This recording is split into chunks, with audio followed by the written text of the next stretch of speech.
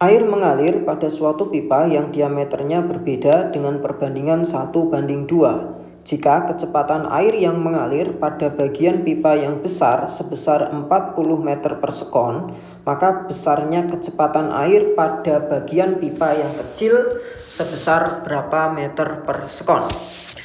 Jadi di sini ada dua pipa ya, yang diameternya itu berbeda, yang satu kecil, yang satu besar, kemudian disambung. Nah, kalau misalkan saya gambarkan kurang lebih begini. Ini pipa yang kecil.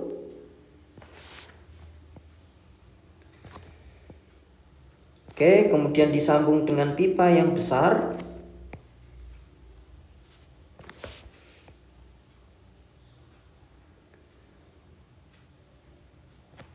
Oke. Nah, untuk pipa yang kecil, luas penampangnya, untuk diameternya ya, itu saya tulis dengan D1 di sini. Sedangkan untuk penampang yang besar, diameternya saya tulis dengan D2.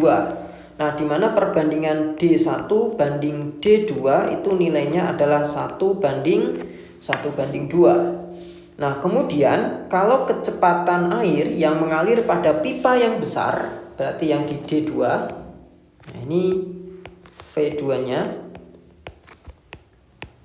V2-nya itu adalah 40 meter per sekon. Maka kecepatan air yang mengalir pada pipa yang kecil itu berapa? Atau V1-nya itu berapa? Nah, untuk mencari V1 kita bisa pakai hukum kontinuitas. Apa itu hukum kontinuitas? Jadi yang dinamakan hukum kontinuitas itu adalah debit air yang mengalir pada pipa yang kecil itu sama dengan debit air yang mengalir pada pipa yang besar, atau Q1 sama dengan Q2. Nah, untuk debit air ya, Q bisa kita uraikan menjadi A, luas penampang kali kecepatan.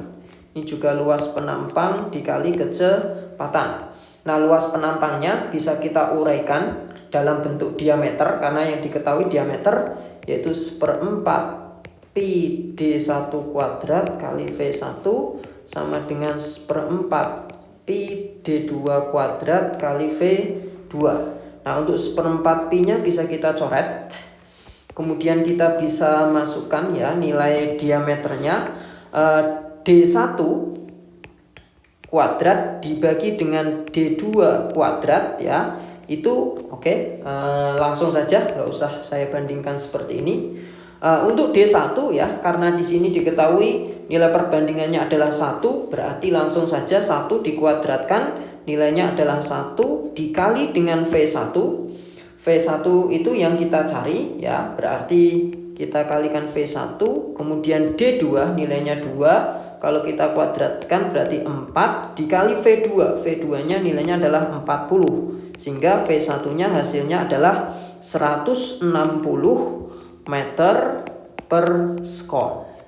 Nah, sehingga jawaban yang tepat untuk soal ini adalah E.